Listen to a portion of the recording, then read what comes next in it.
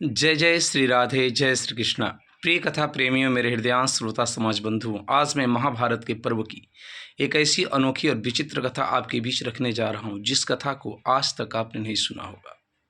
जी हाँ, आपने बिल्कुल सही सुना। आपने महाभारत को सैकड़ों या हजारों बार देखी और सुनी होगी, लेकिन इस रहस्यमय कथा को जिसे आज मैं आपके बीच रखने जा रहा हूँ, ये पूरे दावे के साथ मैं कह सकता हूँ कि यह आज आपके लिए एक नई खोज और नई जानकारी होगी। तो करना कुछ नहीं है, वीडियो को बस अंत तक देखेंगे तो आपको ये पता चल जाएगी कि इस वीडियो में कुछ खास तो था ही। तो चलिए मैं वीडियो शुरू करता हूँ। इससे पहले यदि आप हमारे चैनल पर नए हैं तो प्लीज़ चैनल को सब्सक्राइब कर लीजिएगा, बेल नोटिफिकेशन को प्रेस कर लीजिएगा ताकि ऐसी ही कथाएँ आपके बीच में बड़ी ही सरलता से पहुँचा सकूँ। कथा का प्रारंभ उस समय से जब त्रेता युग में भगवान श्री राम पुरुषोत्तम राम अपने शरीर को पूरा करके वापस साकेत धाम लौटे थे, तो वहाँ से छोटे सरकार अर्थात भगवान श्री कृष्ण को भी इस धरती पर भेजने की चर्चाएं शुरू हो गई थी। और भगवान श्री कृष्ण योगेश्वर आने के लिए बिल्कुल तैयार हो गए। जब भगवान वहाँ से चलने लगे तो अनेक देवी देवताओं की भी आने की इच्छा होने लगी और नक्षत्र और ग्रह भी इस धरती पर आने के लिए तत्पर हो गए। भगवान श्री कृष्ण की इच्छा के अनुसार इंद्र ने अपने अंश अर्जुन को इस धरती पर भेजा, वहीं सूर्य ने अपने अंश कर्ण को इस धरती पर भेजने के लिए तैयार हुए और अश्वनी कुमारों ने अपने पुत्रों नकुल और सहदेव को भी इस धरती पर भेजने के लिए तैयार हुए। सभी देवता भगवान श्री कृष्ण के साथ इस धरती पर उनकी लीला का आनंद लेने के लिए आने को तैयार हुए। सिर्फ एक देवता ऐसे थे जो कि भगवान श्री कृष्ण से हमेशा नाराज रहते थे, उन्हें हमेशा शिकायत रहती थी और वो बिल्कुल तैयार नहीं थे, ना तो खुद आने के लिए और ना ही अपने पुत्र या अंश को भेजने के लिए। वो कौन थे देवता? तो वो थे चंद्रमा। चंद्रमा को भगवान श्री कृष्ण से शिकायत थी और उन्होंने मना कर दिया कि मैं आपके साथ धरती पर नहीं जा रहा। इस बात पर भगवान श्री कृष्ण ने कहा, हे चंद्रमा, तुम मेरे वंश के हो और जब घर परिवार के सदस्य ही नहीं जाएंगे तो फिर लोग क्या सोचेंगे और क्या कहेंगे। भगवान श्री कृष्ण के इस अनुरोध पर चंद्रमा ने कहा कि मैं अपने पुत्र को आपके साथ भेज दूंगा, लेकिन उसके पीछे एक शर्त है। हे भगवान, मेरा पुत्र मेरे लिए प्राणों से ज़्यादा प्रिय है, इतना सुंदर और इतना प्रिय है मेरे लिए कि मैं इसे अपने पास से बिल्कुल दूर नहीं रखना चाहता, लेकिन आपके कहने पर मैं इसे भेजूंगा, लेकिन दो शर्तें हैं। भगवान श्री कृष्ण ने कहा, हे चंद्रमा, आपकी हर शर्त मुझे मंजूर है। तो चंद्रमा ने दो शर्तें रखी। पहली शर्त यह कि हे भगवान, मैं अपने पुत्र को आपके पास भेजूंगा तो वो आपके संरक्षण में रहेगा, अर्थात अब मेरा बेटा आपसे दूर नहीं रहेगा। दूसरी शर्त यह है कि जब वो 16 वर्ष की अवस्था पूरी कर ले तो आप उसे मेरे पास भेज देंगे। भगवान श्री कृष्ण ने दोनों शर्तें मान ली। इसके बाद चंद्रमा ने अपने अंश के रूप में अपने पुत्र को अर्थात अभिमन्यु को इस धरती पर भेजा। वही अभिमन्यु जो महाभारत के महान वीर योद्धाओं में से एक था, जिसका नाम इतिहास के पन्नों में स्वर्णिम अक्षरों में लिखा गया। इधर महाभारत का युद्ध, जब सभी लोग धरती पर अवतरित हुए तो महाभारत के युद्ध की रचना हुई। आप सभी परिचित हैं कैसे क्या हुआ था। महाभारत का युद्ध चल रहा था। एक दिन योजनाबद्ध तरीके से कौरवों के द्वारा अर्जुन को उस महाभारत के कुरुक्षेत्र के अंतिम छोर अलवर प्रदेश विराट की नगरी की तरफ मत्स्य नगर में ले जाया गया, खींच कर लाया गया था ताकि अर्जुन को इस युद्ध क्षेत्र से दूर कर दिया जाए। वह कुरुक्षेत्र का अंतिम सीमा था जहां पे अर्जुन को खींच के लाया गया था। वहां से लौटने में यह निश्चित था कि शाम हो जाएगी। अब कौरवों की दूसरा षड्यंत्र यह था कि कौरवों ने चक्रव्यूह की रचना कर डाली। चक्रव्यूह की रचना होते ही पांडवों के शिविर में या पांडवों के पक्ष में दो चर्चाएं शुरू हो गई। अर्जुन है नहीं और ये चक्रव्यूह को तोड़ना किसी और दूसरे को आता नहीं। सभी लोग चिंतित थे, सब यही सोच रहे थे कि अर्जुन जब तक आएगा तब तक तो बहुत कुछ हो जाएगा।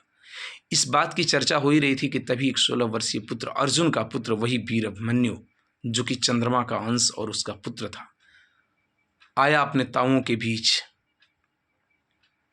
और एक बात आपको मैं बता दूं, भगवान श्री कृष्ण का भांजा अभिमन्यु भगवान श्री कृष्ण से धनुष विद्या और शस्त्रों की शिक्षा लेने वाले योग्यतम योद्धाओं में से एक थे, जिससे भगवान श्री कृष्ण ने खुद धनुष विद्या और अस्त्र शस्त्रों की शिक्षा दी थी।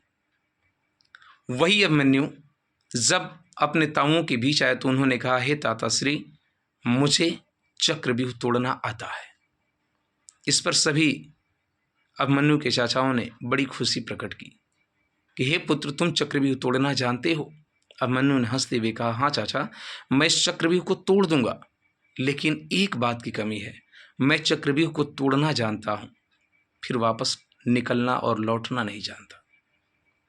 क्योंकि जब मेरे पिताश्री मेरी माँ को ये कथा सुना रहे थे चक्रव्यूह की, तो माँ उस समय सो गई थी जब निकलने की बात वो बता रहे थे, और इसलिए मैं उस चीज़ को नहीं सुन पाया था।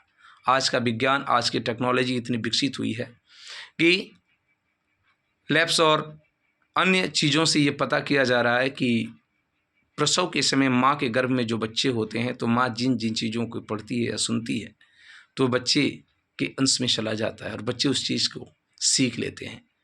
आज से कई हजार पहले वो जो युद्ध हुआ था, उस समय भी ये बात साबित हो चुकी थी। अब बात ये थी कि चक्रव्यूह को तोड़ना तो अभिमन्यु को आता था, लेकिन वापस लौटना नहीं आता था। इस बात से चिंतित होने लगे पांडव, लेकिन भीम ने कहा, वही भीम जिसके बल से, जिसने एक मुष्टिका के प्रहार से विंध्याचल के पर्वत को छोटा कर दिया, वही भीम जिसके पैर जिस जिस पहाड़ पे पड़े वो पहाड़ धंस गए और वहाँ एक भीम पेटिका बन गई। लाखों ऐसी भीम पेटिका आपको हिंदुस्तान में देखने को मिलेगी। जिस भी पहाड़ पे चले जाओ, जहाँ जहाँ भीम का पैर पड़ा, वहाँ वहाँ पे भीम पेटिका बनी कि ये भीम का पाँव है।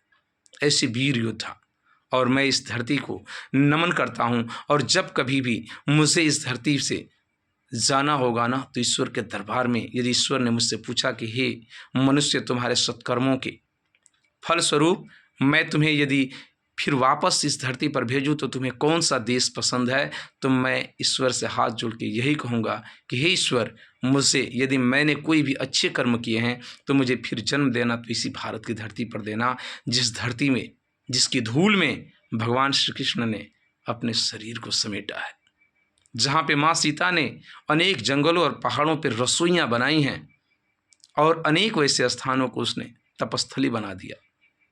ऐसी धरती पर मैं जन्म चाहूँगा। पूरे विश्व में अनेक देश हैं, सुंदर से सुंदर देश हैं, लेकिन भगवान श्री कृष्ण या भगवान राम का अवतार ईश्वर ने जब कभी भी जन्म लिया तो इस धरती को चुना। ये धरती खास है और इसका हमें धन्यवाद देना चाहिए कि हम इस धरती के वासी हैं। तो इस बात से चिंतित होने लगे पांडव, तो भगवान श्री कृष्ण भी चिंतित थे। लेकिन भीम ने कहा और उनके साथ उनके भाइयों ने भी कहा, हे अभिमन्यु, यदि तुम चक्रव्यूह को तोड़ना जानते हो तो तुम चक्रव्यूह में प्रवेश करो, निकाल तो हम लेंगे। लेकिन ये इतिहास गवाह है, आपने इतिहास पढ़ा होगा तो आपको पता होगा कि जब अभिमन्यु चक्रव्यूह को तोड़ने लगे तो चक्रव्यूह के दूसरे फाटक में ही, दूसरे राउंड में ही पांडवों को रोक दिया गया और अंदर अभिमन्यु अकेले चले गए। ये सब जानते हैं कि जब अभिमन्यु अकेले चक्रव्यूह में घिर गया तो जिस तरीके से वो लड़ा था, अभिमन्यु एक ऐसा योद्धा और ऐसा वीर था जिसकी युद्ध कौशल और पराक्रम से उसके दुश्मन भी उसकी प्रशंसा करने पर बाध्य हो गए।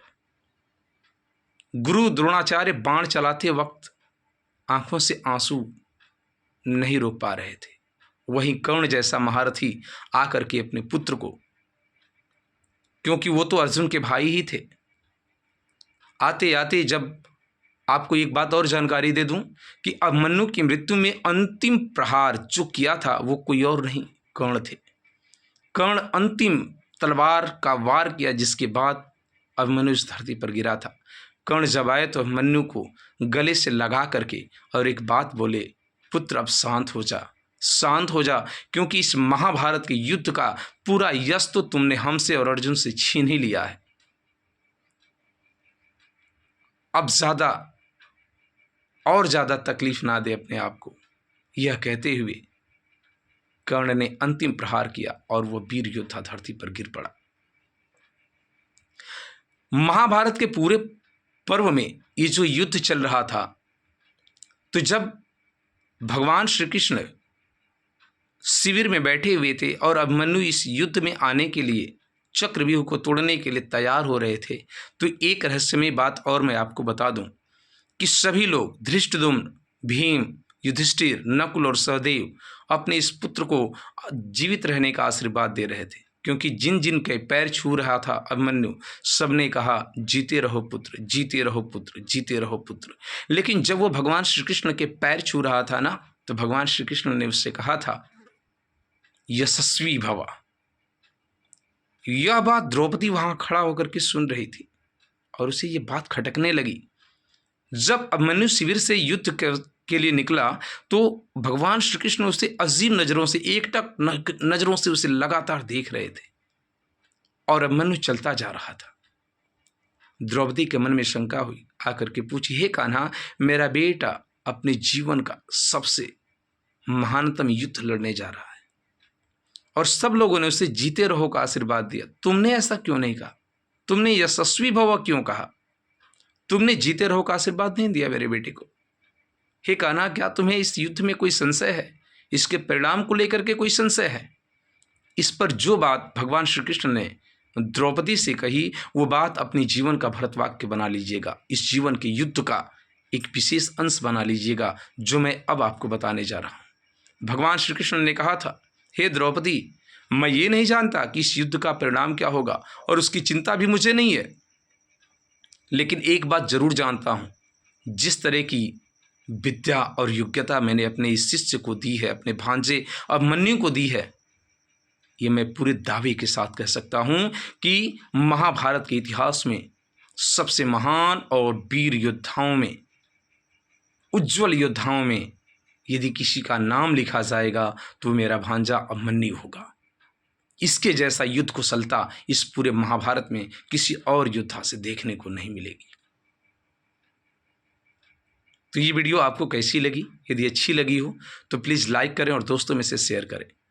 मिलता हूँ कुछ ऐसी अनोखी घटनाओं के साथ, तब तक के लिए जय जय श्री राधे, जय श्री कृष्ण।